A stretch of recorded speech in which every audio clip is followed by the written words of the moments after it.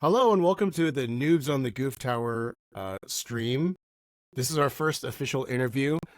People from the stream said, hey, why don't you use this channel to talk to people that are in the world of Blood on the Clocktower, the greatest game in the world. And I thought we're going to start right from the top. We're going to start with Stephen Medway, the creator of Blood on the Clocktower. Welcome to Noobs on the Gooftower, Stephen. Thank you, Chris. Thanks for having me. I'm so excited to have you because I have so many. Of course, anyone that plays Blood on the Clocktower has so many questions for you. First, I'm going to refer people to a really excellent interview that you did recently. Let me just get the name of the channel. It was an Australian channel. It was three guys all chatting with you. Board Game Gateway. I actually don't want to repeat much of the stuff that you talked about there because it's a great interview, talking a lot about like your philosophies when you started making Blood on the Clocktower. So I thought it was really great. And the one thing that stuck out from that interview for me was you mentioned that Blood on the Clocktower is not necessarily about deceit and lying, that it's actually about building trust, which is a way I had never thought of the game before. And I was just wondering if you could say like a little bit more about that. Yeah, sure. It's not that deceit and lying aren't an element. It's more that the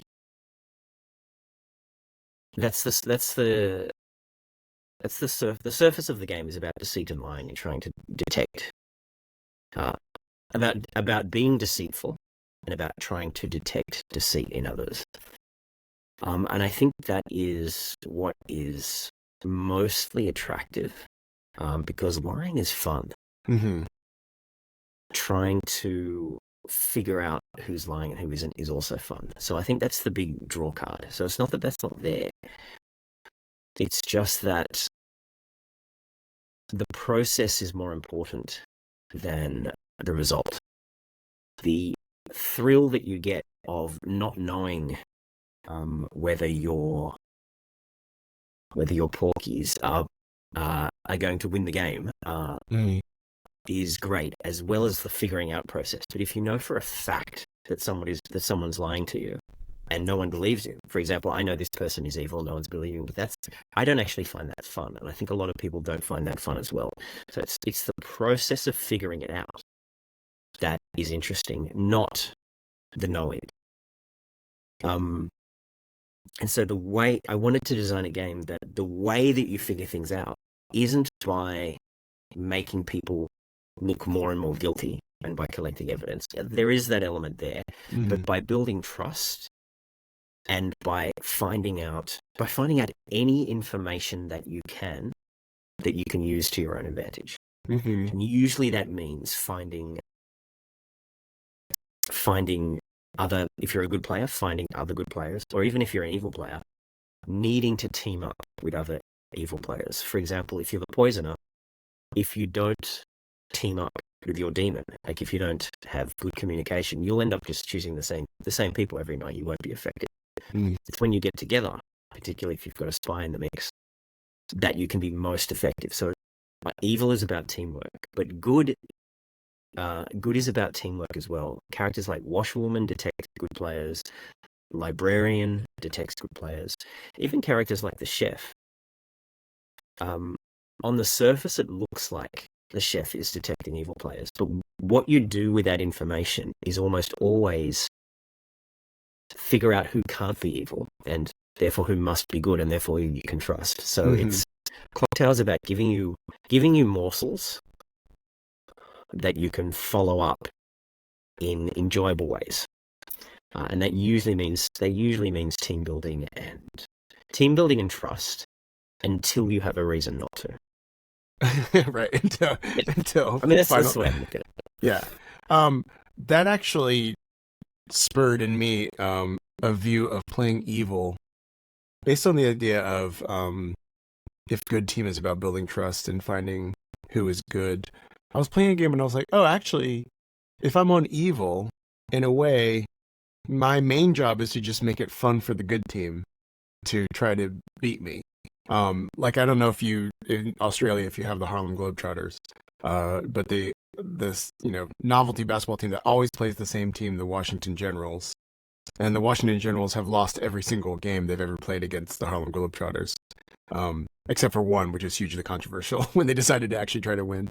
But lately, I've been thinking about Evil Team as being like, oh, we're the Washington Generals. Like, we're the ones that like make it put up fun obstacles, and then I'm not as attached to like winning in the same way.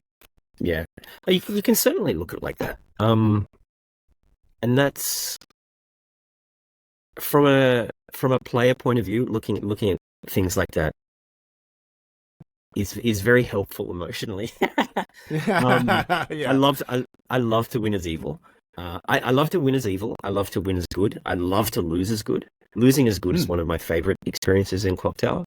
Losing as evil can go two directions. One, oh man, we had it and then we flubbed it, and that can be frustrating. But when you have that point of view, that you know you've lost the game and it's your job, I think what you're saying kicks in, at least for me, when I realize I've lost. It's like it's over. My job isn't to win now. My job is to make it as difficult as possible to provide a pleasant experience for the good players, because you are the antagonists stepping into the role. Like, antagonists are there to be beaten, and it's Right. only fun to beat antagonists when the antagonists have a good chance of winning. So I think exactly what you said is, it's something that a lot of intermediate and advanced players click into after about a dozen games or so. And it's certainly what a lot of storytellers who become players are aware of, that it's not just about you. Yes, you should be trying to win, but it is also about the fun of the rest of the group. And being a pain in the butt, being a pain in the butt on an intellectual level, and even on a social level, Yes. can be a lot of fun. Like, in particular, I had a game I believe you're in Los Angeles. There was a game that the dude's going to kill me because I've forgotten his name, but he was the vizier, and if he will know exactly who I'm talking about if he's listening to this interview. And he just hammed up the vizier. He was talking to everyone, having a blast, getting advice from the good players on who he should execute, who he shouldn't, cracking jokes. He made being outed evil so fun for everybody that when we, I think Good ended up losing that game because he got turned into the imp on about day 4, and no one picked it up. But yeah, he was just having such a blast being as evil and as taunting as possible, that we just, it made being a member of the good team thrilling to want to take this guy down. But Right. also we lost. So it's Right. there's a lot of interesting dynamics in playing Clocktower that I think are lost when you're too focused on winning, or too unfocused on winning. I think you need that balance. I have played with people who just do not care about winning whatsoever, and that can cause its own problems. When you do want to win it, you do want to build the team, and you do want to get their information. They're just mucky. Yeah. So yeah, the balance is always a good thing, and people will come back and play with you again when you're a good sportsman and you're fun to play with, or you have that attitude of, yeah, we've lost. I'm just here to make it difficult for you. You'll thank me later. Don't worry about it. Did you consider yourself, like, I don't know what you did before Clocktower. Like, were you an artist? Did you consider yourself like a creator of some kind, or? Yeah, I sort of got into art. I have no formal training, and I just got into art.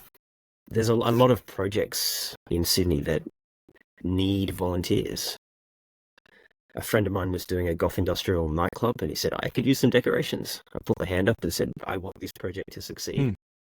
So I'll help out. So I learned to paint and make banners for this nightclub. And then someone else was saying, I'm doing this other weird club. I need I need posters and advertising materials, so I taught myself Photoshop to learn how to help out in that way. Or I needed I sort of there's a lot of odd jobs Hmm. that need to be done in the art field, and I'm sure in Los Angeles it's pretty similar.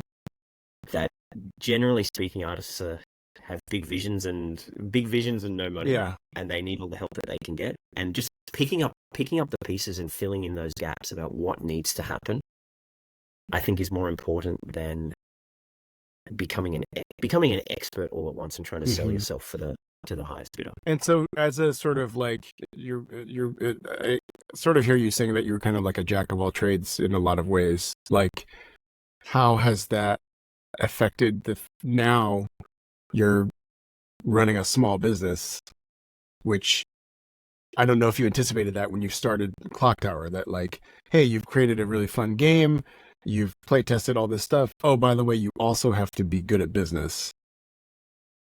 Yeah, that sucks. Exactly what you just said. When you, I think this is, unless you're going to get signed by a big label, whatever field you're in, whether it's art, music, games,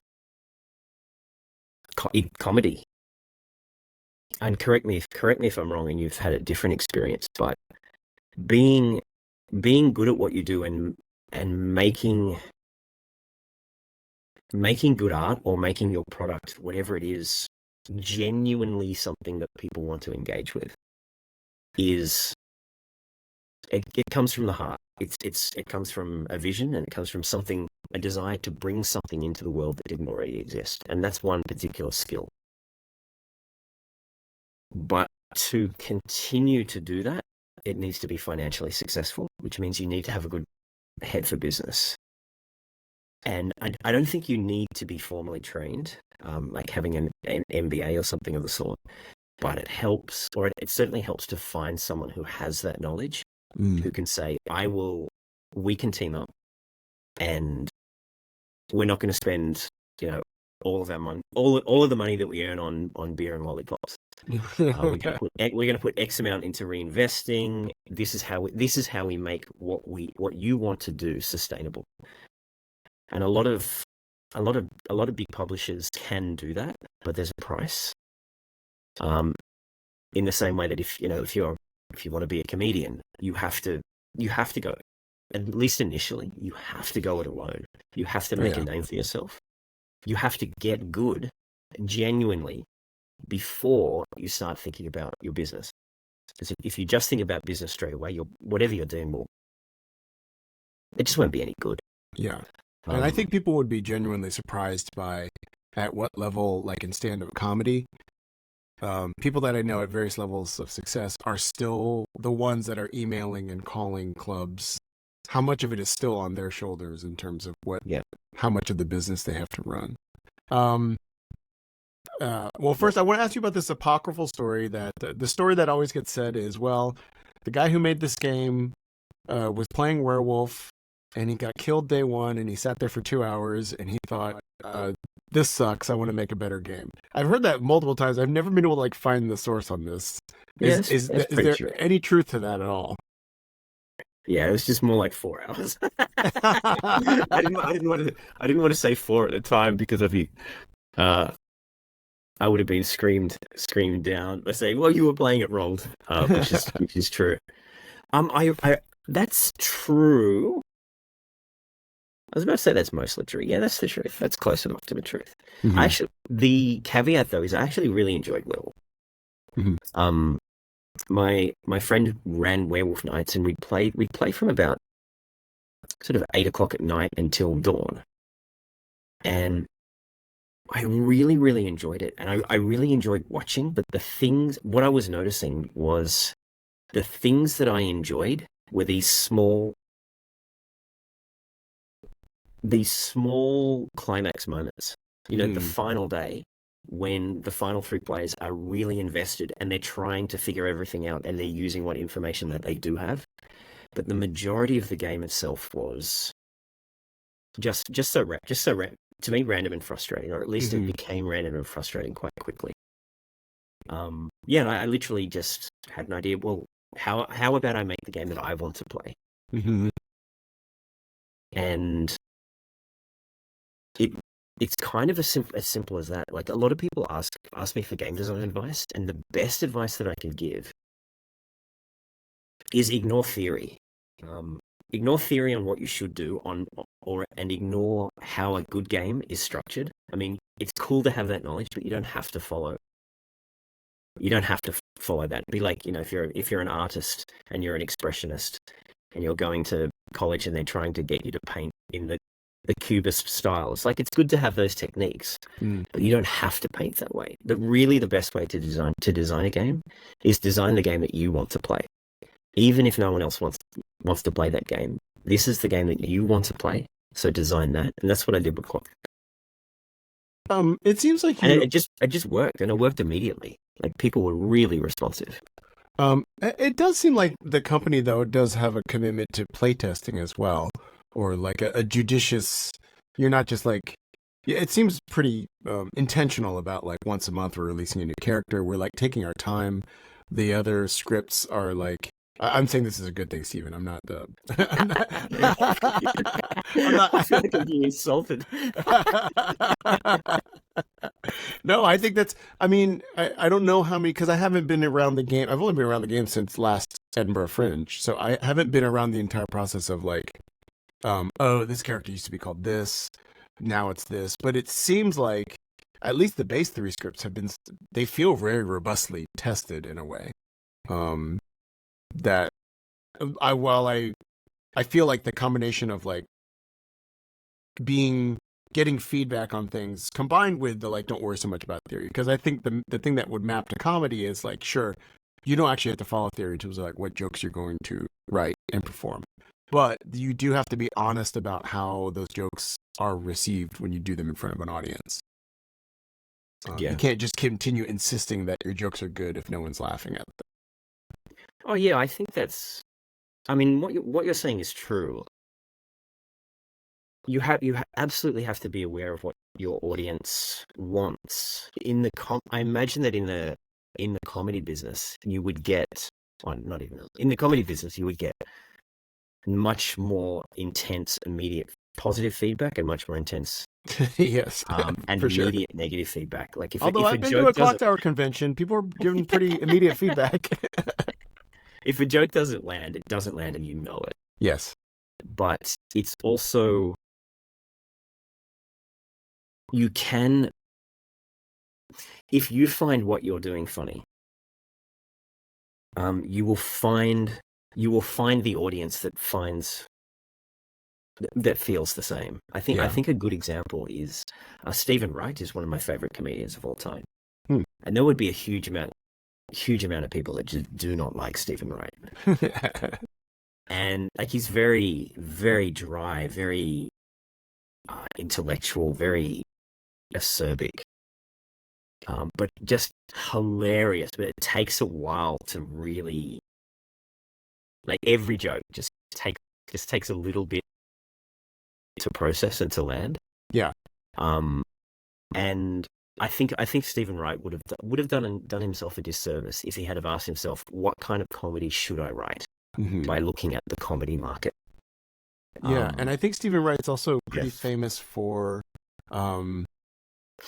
asserting his flow in even, like, a showcase club situation. So, like, let's say he's following somebody who's very high energy, physical or whatever, that it takes a second for the audience to, like, turn the ship around and get in his wavelength, but that he will just sort of kind of insist on his rhythm, and then you get there eventually. But it's not like an immediate, like, oh, now we're watching something. Like, it takes some adjustment, and he has the confidence to, like, know that the audience will come around to him, or they won't, and he doesn't care. I guess I don't actually know. He's probably one of the few comedians that could get away with an entire set without laughter. He was like, nailed it. Yeah, nailed it. But they secretly found it funny. They just weren't laughing on the outside. So before Clocktower, like, how are you, like, paying your rent? What were you doing? What was your career? I've done everything under the sun. I've been, if it's a lowly paid, if it's an interesting but poorly paid job, I've done it. Uh-huh. I did So, I did a lot of trade work, sort of carpentry, welding, trade assistant type stuff. okay. Um, a lot of just checkout chick and food delivery and construction, a bit of theatre stuff. And so during Just stuff to pay the bills. just to pay the bills. So like around this time, are you a person that's like, hey, this is cool. I I just want to like make a living and sort of have a good life and enjoy myself. I mean, I'm living in Australia, which is a beautiful country. Or do you have a yearning of like, I've got a thing to say, or I've got a thing I want to create? It's kind of hard to say. It's more. I've always loved games, and I've always loved making games. Hmm. And I just started making games as a hobby. I enjoyed the process of visual design and game design. Okay, you probably can't see in the background. Hey, it's too dark. No, I mean, you're in a nuclear bunker, so I can't see it. Somewhere over here. You have you have like A24 horror movie lighting going on right now, so I can't really. Let me know when the dude turns up directly behind me. Actually, that's a good question. Out of the games that you've created, what number was Clocktower? Like, how many do you think you made before that? About 7 or 8. That's what I'm saying. They're on my shelf here that you can't see. Oh, cool. And of that 7 or 8, there's like 4 or 5 really good ones. Oh. There's like a couple of it. Uh-huh. And it was just something I love to do. Like I love reading. I love learning. I love particularly philosophy, spirituality, and psychology. That's my main interest. And so I've always gotten jobs that have been as low involvement as possible, so that I could just sort of spend my time being blank. Yeah. And then Clocktower took off, and as it started to develop, the vision of what it could be and what it could mean, not just as a game, but as a social project, a way to bring people together, and a way to create a world that is interesting and unique and hopefully meaningful to people. It just kind of happened during the process. When I was in It was a London bit of fun. for the No Rose Barred shoot, I was thinking something I thought similar. So in February, I shot a special for a streaming service, and when I shot the special, there were like 35 people all around that all had like jobs. You know, they had all been hired for the day, and I was just thinking like, oh, they're here because of like something I thought about in my head. And I feel like you must have this experience like times 100, where there are people like on the lobby system for the online app right now. Regularly, there are like 4 or 5 games from Kazakhstan being played in the lobby. And like, so there's games in Kazakhstan, Los Angeles, India, China, and like it's all because of something you thought about in your brain. Does that feel surreal to you? Awesome. Yeah. It's a fantastic feeling, but like you said, it is surreal, because there's a disconnect between what I'm doing now and what I did sort of 5, 6, 7 years ago. Hmm. And imposter syndrome is pretty real for me. Really? Yeah. If you're not in the moment of performing or creating what you're doing, you're very connected with your creative product. But after a while, it feels like past Steve's a genius and like present Steve's a bum. Oh no! You know. You know what? Maybe past Steve wasn't that great. I'm a big cheerleader for like 2016. Steve was great. He was making Clocktower. He was getting it out into the world. He was doing all the hard work, and it worked. And like President Steve answers emails and takes all the credit, you know. So, well, I think I don't know that other guy. I've heard he's pretty cool, but you know, I spoke about this to you like very briefly at that pub after the shoot. But like, And I'm asking for a very personal reason, which is that like the show that I did in Edinburgh Fringe last year was like my first solo show that I had ever done. I'd been thought about it for a long time, but it was the first show I did, and it went really well. Still is going very well. This year in Edinburgh, I have another time slot. I am doing a second show this year, and so I wanted to hear from you about like what is this feeling of like. 'Cause to me, Blood on the Clocktower is like the Hamilton of board games. And I always wonder with Lin-Manuel Miranda, like, how does he follow up Hamilton?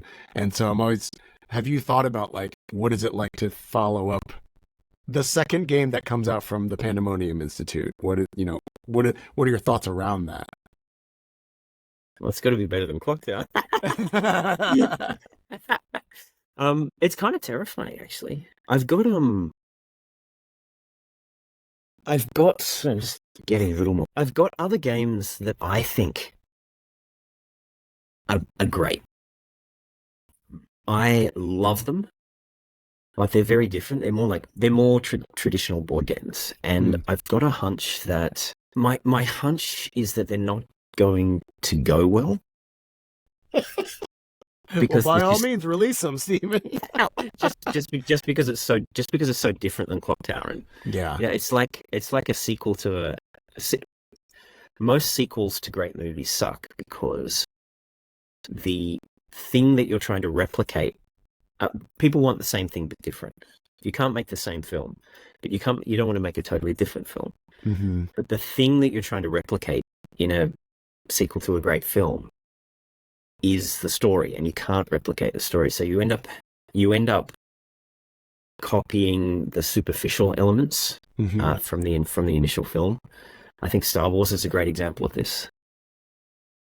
That the best Star Wars films are the ones that are trying to do something new with the feel of the original, whereas the worst are trying to copy the special effects and the sort of main beats of the film. But I haven't actually seen Hamilton. I love musical theatre. I just saw Wicked in Melbourne 3 nights ago. And wow. It was goofy and fun, and I loved it. You should see Hamilton for sure. What do you love about Hamilton? Where are you going with this? Look at these two hats. This is A. Burr and A. Ham right here.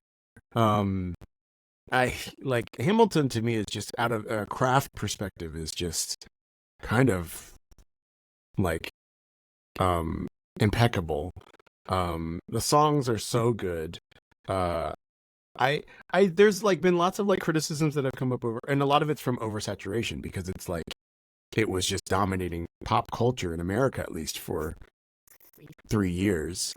But what heartens me actually is that there's a lot of people that hate Hamilton, and that to me reassures me because I'm like, I will never make anything as good as Hamilton. And even if I do, 30% of people will still think it sucks. Like, there couldn't be a more universally lauded musical than Hamilton, really, of the modern age. And it still has its detractors. And so I'm like, yeah, it's a really good reminder that you can't possibly do anything that like everybody likes. But yeah, it became a brain thing where like the songs and the lyrics and stuff, they tend to infect you for about 8 months where like you just keep having to listen to the songs over and over because of the like complexities of the lyrics and the structures. And there's so many different tones of songs within Hamilton that if you don't love this song, the next one is a totally different genre. And then if you don't love this hip hop thing, there's like a Beatles Monkeys style track that recurs 3 times in it. So like it's just extremely palatable and pleasing in almost every like sensory way. But yeah, it's really enjoyable. And your game is the Hamilton of board games. So I'll take your word for it. It's actually, you know what what is funny is I realized because I think when people play Blood on the Clocktower, I think when they first go through the journey of playing it, they try to like, and you must have seen this many times. There's a sort of an arc of people like trying to hold it in their heads. One is like, at the beginning it's like, oh, it's werewolf. It's more complicated werewolf. Then it's like, oh, it's if there's somebody drunk, all the information could be wrong. And then at a point I was kind of like, oh, it's kind of like a Sudoku in a way because I'm getting some information. And then at a certain point I was like, oh no, actually it's like League of Legends and Dota 2 because there's a base set of rules and then there's just this endless list of roles that all get to like break the rules in a certain way.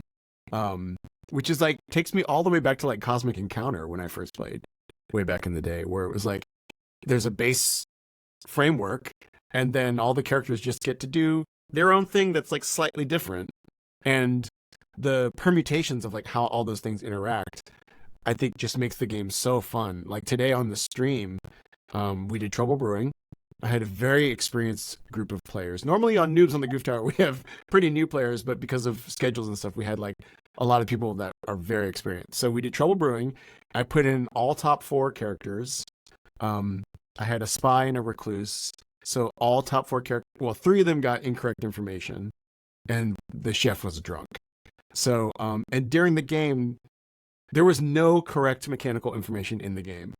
And during the game, first they were going like, Chris cannot possibly have put in all top 4s. And then they're like, he put all top 4s in here. And then a virgin got confirmed. That was the only mechanical confirmation in the whole game. And the guys like essentially solved it on social reads.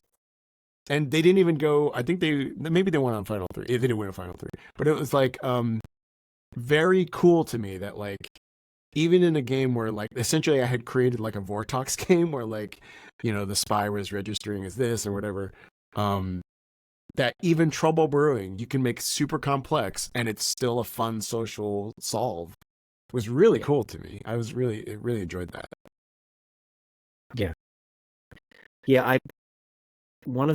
I've got a list of rules for game design, and one of them is, or principles, one of them is to not, at all costs, avoid making design decisions that end the game early for one or more players. So it's the game is never over until it's over. One of the things I hate most about the games that I like the least games where you've lost and you have to just sit around for an hour. This is why when I was in high school, I would get in like actual fights with my friends where we play Risk, because there would come a point in Risk where it was like, you're going to win. Like, I will not win 11. I'm not going to roll 12 or 6s like 20 times in a row with me holding only Australia on this map. Whoa. Whoa. Australia's pretty strong. Back up a little there. Back up. Yeah. So anyway, I'm sorry. You were talking about your principles, but yeah, and it's I think having those principles in the design process flowers in ways that you don't expect, and I think one of the ways that has steered Clocktower is towards an experience of always being engaged and always learning something new. And whether you're learning about, like, I wanted to make, just because of the number of players and the complexity of the game, it was important to me that learning to play the game is playing the game. So saying, asking the question, how many outsiders are there? That is playing the game. Yeah.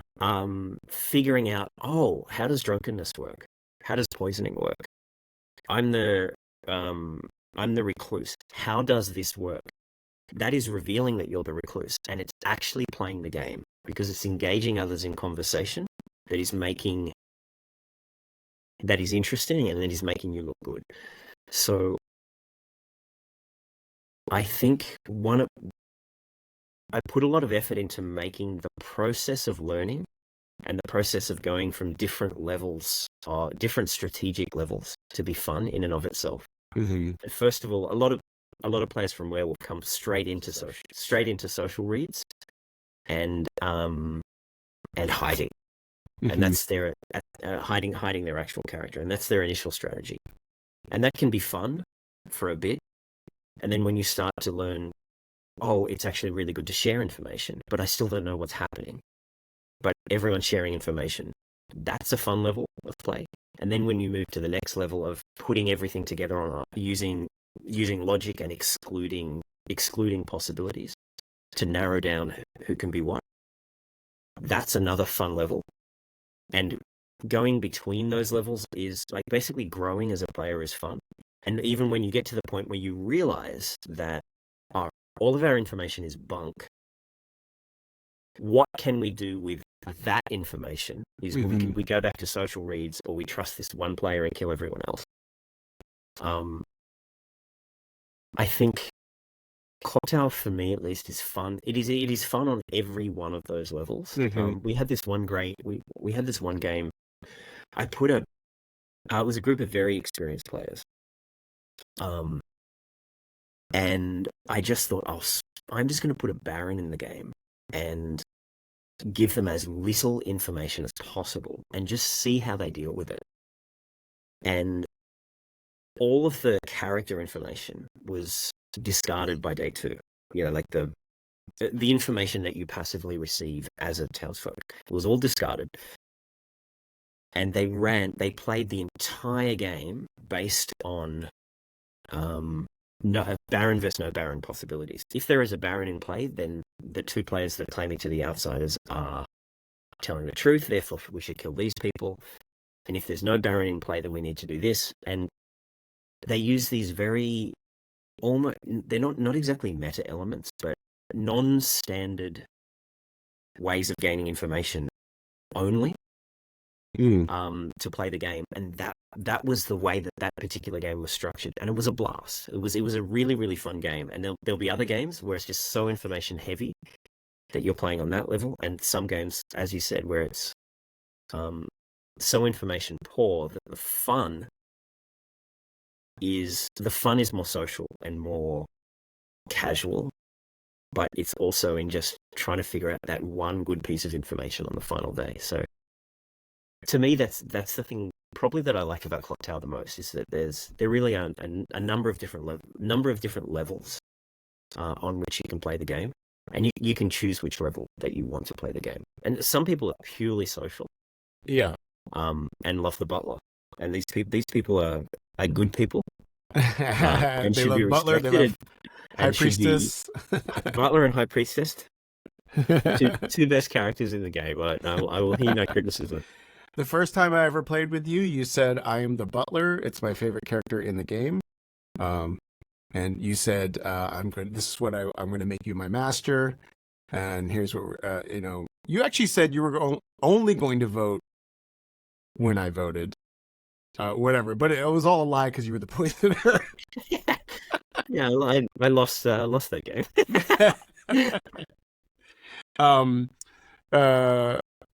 I have some game-related questions for you. One is, I played in a game with you once that you were running that you said, I'm pretty sure you said, this is a Leviathan game. But I don't have to tell you that, is sort of what you said at the beginning. And I was like, what? What did that mean? Was that, or am I misremembering something about a Leviathan game? Legit. What does that mean? You don't have to tell the group that it's Leviathan game? All right. What I'm about to say is going to get me in trouble. So, there are a lot of the experimental characters. There's a lot of rules that I have to make when making an official edition, just so that things go as smoothly as possible. For example, the recluse has so many janky interactions that it has to be a might register. It can't be you will register. It has to be a might, because in particular the number of situations in Trouble Brewing that as a beginner edition you don't want to go off track. But with experimental characters, if I haven't found an edition for them yet, there's a lot of these little tweaks that make the character smoother that I haven't implemented yet. So I've kind of phrased things in this way that's like, you can do this. I haven't made up my mind yet.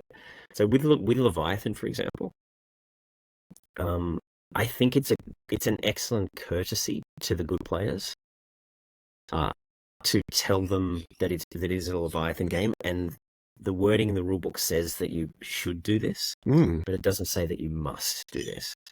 I want to leave the door open for Leviathan games where the players don't know it's a Leviathan, because I still haven't decided on what other characters the Leviathan is going to pair with. Right. For the expansion yet. I would So love. I think I'm being super tricky and super annoying. So it's kind of, you should do it, but you don't have to. And it'll probably go, most times that you don't tell players that Leviathan is in play, they'll figure it out anyway. But it'll probably go bad after the second execution, and that'll be an unpleasant experience. So I always tell players that a Leviathan is in play, but there will be a few scripts where, as a storyteller, but there will be a few scripts where I'm like, I wish I didn't have to do this. Maybe there's a better way to word this character. Oh. To allow both. I think people should experiment with this. I'll hop on it. I think they should not. Okay, second question is, first of all, wait, when you said it's going to get you in trouble, who is it going to get you in trouble with? You're the boss. It's going to get me in trouble because I'll end up making I'll have to go back and exactly what I just said then. and I'll be in a different interview. Yeah. And the question will come up, why did you make this decision? And I'll have to say it was a bad decision. But yeah, there's a lot of stuff like that with the experimental characters that I'm pretty certain that I want things to be a certain way. But if I'm not 100%, I'm leaving the door open for future possibilities. Gotcha. Let's put it that way. How do I have fun in a Legion game? I've been in a few, and I found them very unpleasant. And I think I'm not saying the character's unpleasant. Other people seem to. I will say that I've been good in almost all of them. And I felt like, oh, is this a game where I'm just like being bullied by like the majority of town? And so I'm asking because like I've had the luxury of like talking to you or to Evan or to Jams or Ed about things sometimes. And a lot of times I'll be like, oh, I had a bad time in this game. And Evan in particular has a great way of being like, oh, actually just change your mindset. And this is a way to think about it. Actually, I think I've heard you talk about the butler, and both of you have mentioned the butler in terms of like, butler actually puts you in a position of like, oh, I'm really going to pay attention to voting. I'm really going to like look at social aspects of this game. So, what's a good way to approach being in a Legion game? How about you tell me why you don't enjoy it, and then I'll tell you why I love it. And maybe I can change your mind. You can definitely change my mind. In the Legion games I've been in, it felt like at the end of the game, I felt like I didn't know what was going on. I felt that I couldn't trust people. And then at the end, I felt like, oh, everybody knew except us three, in a way that when it's a minority, it's like, oh, it's those three. They knew. And man, they were brilliant. They tricked everybody.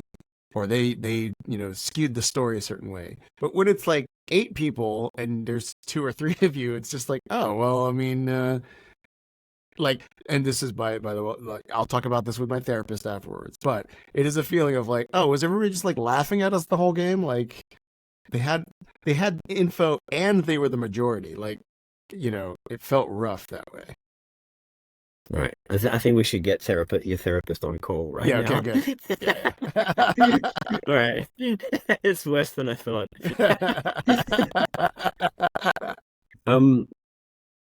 Yeah, I think the negative experiences with Legion tend to come from a feeling of being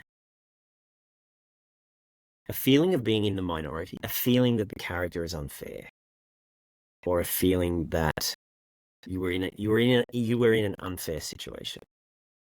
And so I have had that reaction particularly from a lot of newer players, everything I'm about to say requires that you trust your storyteller. Mm-hmm.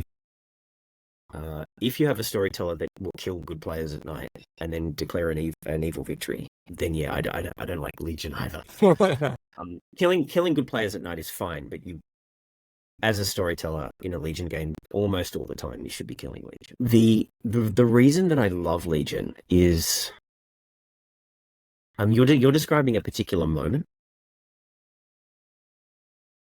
I love every other moment of Legion, and they tend to happen. As a good player, I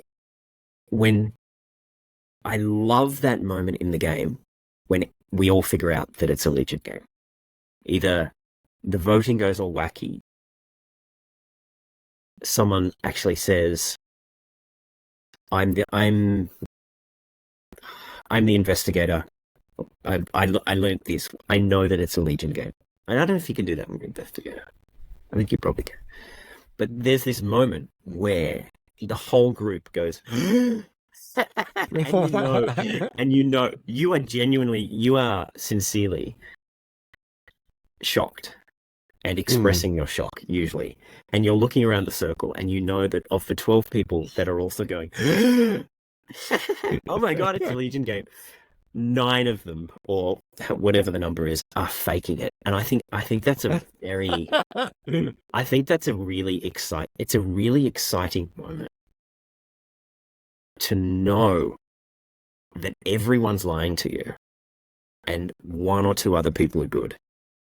They're all pretending to be surprised. I think that's the game. For me, the game becomes really interesting from that point onwards, because I'm very reserved with my vote, because I know that as a good player, I have the power. I have the power as a good player to decide who lives and who dies.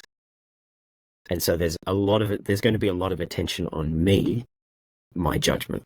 And I find that really exciting. Ooh, yeah. But there's also a couple of great moments. If that is a fake moment, I think that's also really interesting. If a Legion player says, sorry, not a Legion, if the Demon player says, I just found out it's a Legion game, and everyone goes, I think that's right. also really interesting as a good player to be looking at this and going, oh, is this all bullshit? But I think Legion is really interesting as an evil player, because pretending to be good is thrilling. Pretending to be getting quote unquote found out as an evil player that isn't Legion is also really useful. I had one game when I was a Legion player pretending to be the Serenovus the whole game.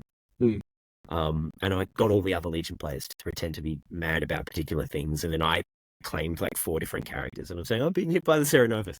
And the good players had me dead to rights, like, Steve, shut up. We know you're a minion. You're not going to convince us that you're good. Just stop. Just stop. And I found it was so fun pretending to be a minion, and having the good players think a completely wrong worldview. And we ended up winning that game. And so I think there's so many strategic options as evil in a Legion game, because you can get found out without that you're evil without losing the game. It can be quite helpful. So I think I really thrive on the ambiguity. As a good player, I love being fooled. I find it a very pleasant experience, because that's the moment for the other players in the group to shine. Because particularly when I started playing, I was really good at the game, and I could figure things out. And when other people fooled me, it was like I got to experience what I created. So I love Legion, and I invite you to look for those moments that aren't that negative one. Gotcha. Because I think there are a lot of people that do find Legion really fun. Okay, I will do that. Okay, Both winning and losing on both sides. I have a couple questions to wrap up with. My first question is, Stephen Medway, would you like to publicly apologize for Yes. giving me the alchemist goblin ability in a game where there was actually a goblin? Did I do that? Yes, you did. The whole game. Yeah, I did do that. I didn't read the character. Right. And we nominated the goblin, and I was like, you guys, she is definitely not. I can 100% tell you that she is not the goblin because I know she's not the goblin, and we lost on a goblin. And she, by the way, she was the actual goblin. She wasn't anything into, Right. I'm gonna backpedal. It was the funniest grim reveal for me because you got to me last, and I was like, "So what happened?" And you were like, just don't worry about that." Yeah, no. Storytellers make mistakes. All right, a few qualifying statements before this apology is coming. I swear. In the most important game that I ever ran, it was a showcase game for some very famous reviewers. And I wanted the game to go really well. And on night one, I showed the grimoire to the Virgin. Because in the previous game, the Virgin was the spy, and I just had an hour and a half of waking up, showing Dave the grimoire, and of course my mind's elsewhere. I want to make a good impression. All right, let's show Dave the grimoire, and Dave's like, "I'm the Virgin." I'm like, "Can you not say anything, please?"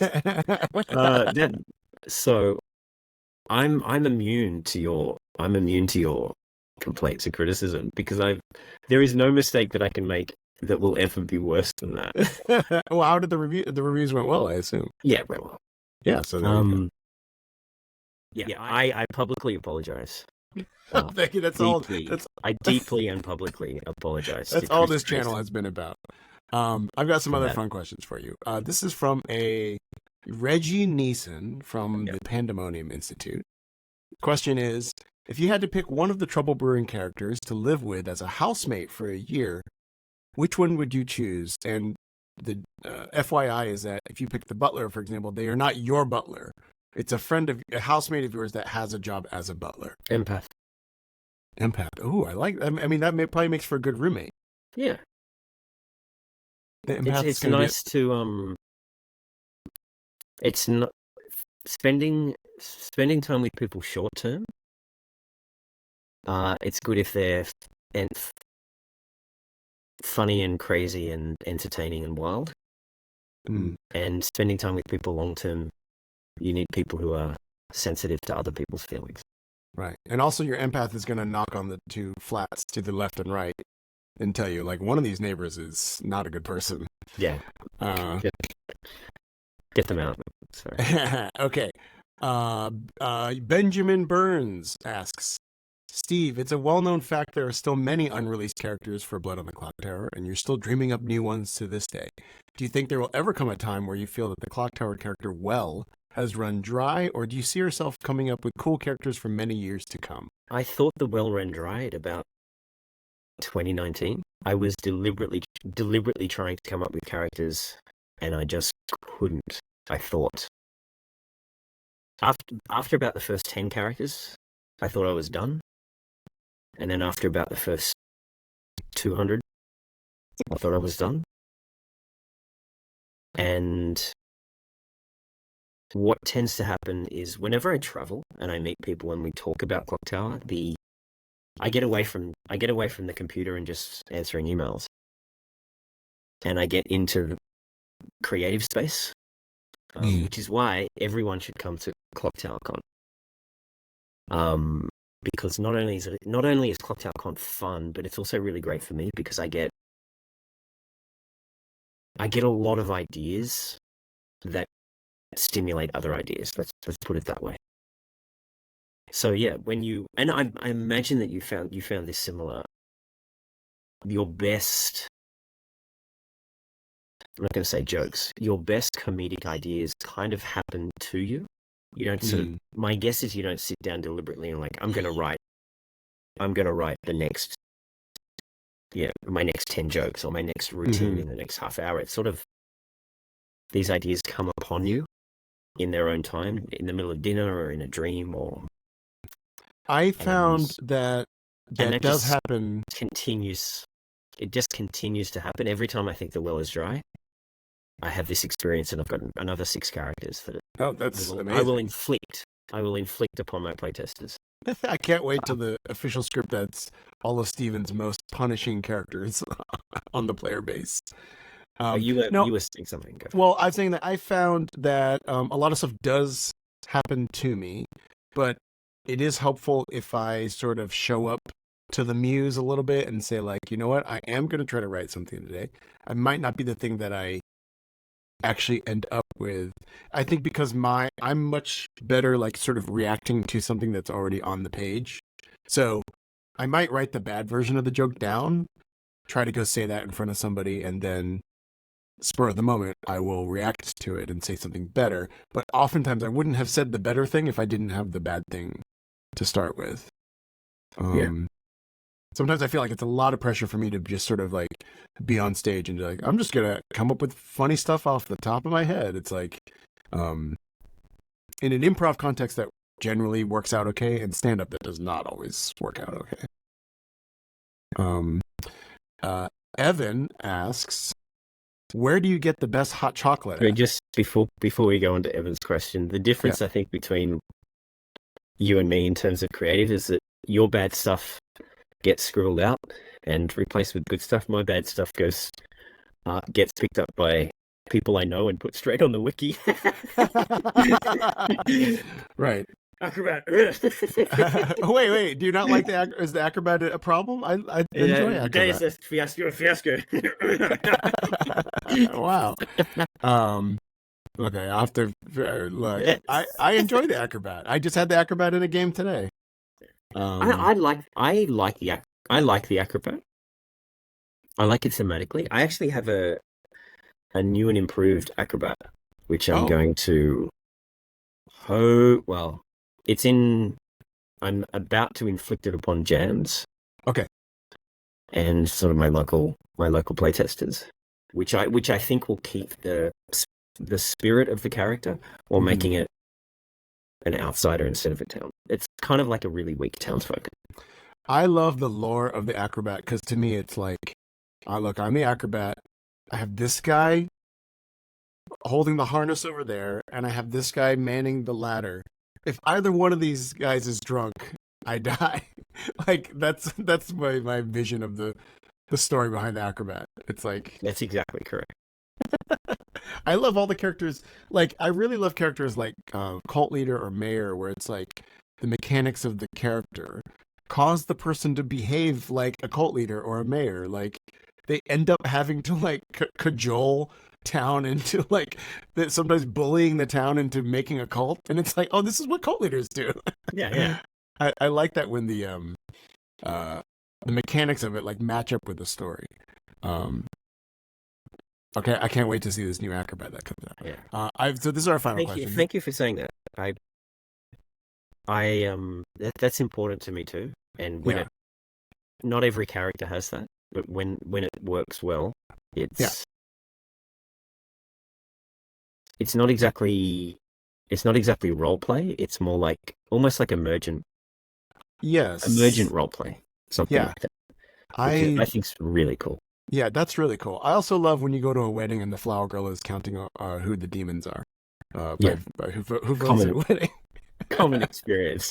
Yeah, flower girls at the wedding. They're like, who voted?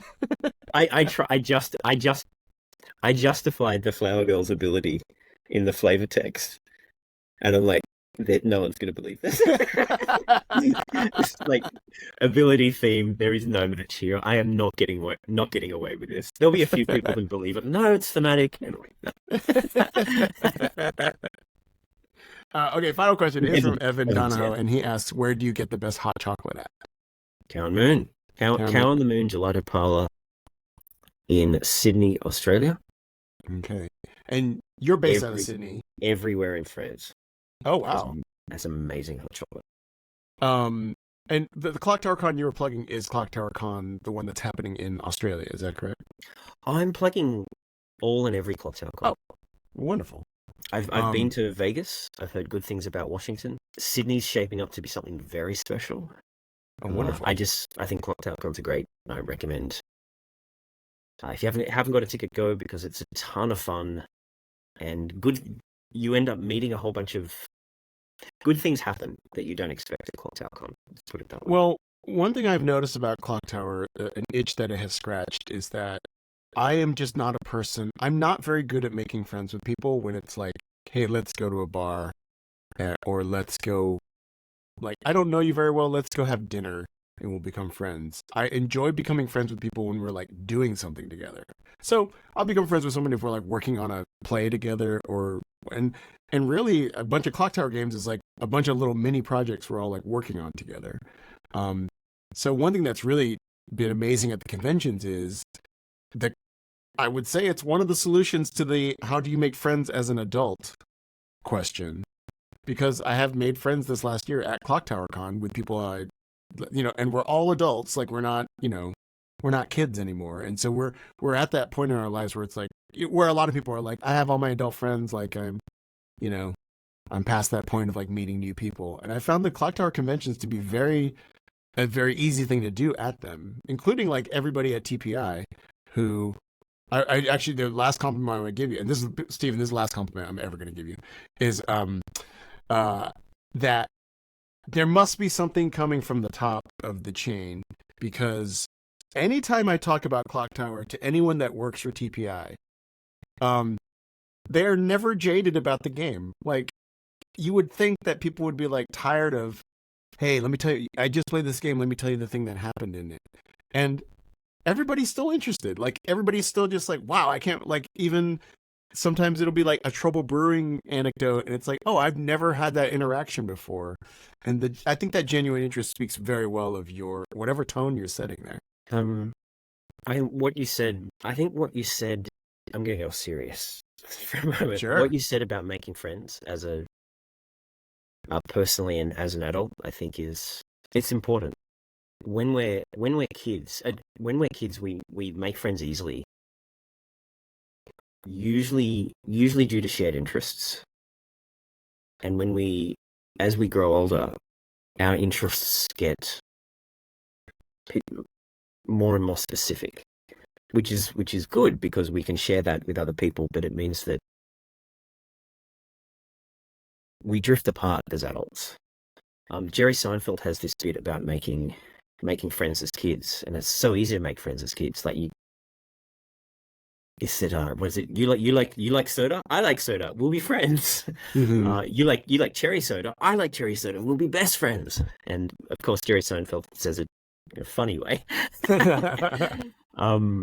And I think when you're a kid, you can literally do that. And when you're an adult, you need those shared interests because there's so many people in the world.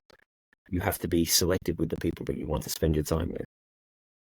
And whether it's games or comedy or food or something else, just having that shared interest allows people to be themselves in social settings. So for me, that's the whole point of Clocktower, is that it's a social event. It's a way to make friends. It's a way to form relationships. That's what it means to me. And every design decision that I make is about helping that process along. So whenever I hear about, I think we've had about half a dozen, maybe not half a dozen. We've had several marriage proposals that have been accepted during a game of Clocktower. Where two people have met playing Clocktower and ended up proposing in game. Wow, I really hope they were seamstress checked right after that. I think a couple of times the decks were stacked. something was guarded. Like these were non-standard games, and it means a lot to hear that people are forming relationships and making friends using Clocktower as a starting point. That's really great. And I think if when we're creating things, there's a certain part of you that's like, I have this thing in my head and I want to communicate this like amorphous idea or this feeling to someone else. Like the thing that you just described, I think because it feels like a very warm feeling around the game. And I personally, as an audience member, player of the game, that is so aligned with what I get from the game. So like, I just want to let you know as the creator of it that it's like really like I feel like I'm getting like almost 100% of the feeling you wanted to communicate with the game from my interactions with it, which is I mean, I feel like that's what all we want as creators, really. I've gotten that feeling from you in return as well. Ah, thank I you. feel Well, when you play, there's always a sense of, I was about to say fun, a sense of acceptance and friendliness and openness and fun, that you can say anything and do anything. We'll have a fun time together. So, and I think that is something to be mentioned and something to be proud of as well. So I've definitely noticed that playing with you. oh, thank you so much. I really appreciate that. And you also did compliment me on my ability to play Harvey Madness.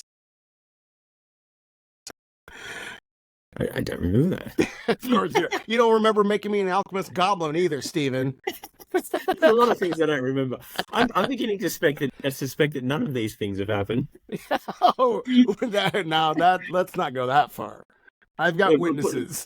You could use this to your advantage, and you could say, "Oh yeah. I also remember that time that I lent you £300." Oh, that's right. Yes. Like, did you? Yeah, it was in the Happy Madness game. All right, if you said it, Well, Stephen, thank you so much for being with us on Noobs on the Gooftower. At some point when we have a more amenable time to play, because basically I've been wanting to play with you and Evan and Josh Glantz, people that are in Australia, and we tend to play at a time that's very unpalatable for Australian time zone purposes. But it's truly an honor to start the interview series with you, the creator of Blood on the Clocktower. Yeah, I don't know. Is there anything else you want to say to people watching? Watch more of Chris Grace's shit. He's an awesome yeah. guy. Hey. Yeah. Cool.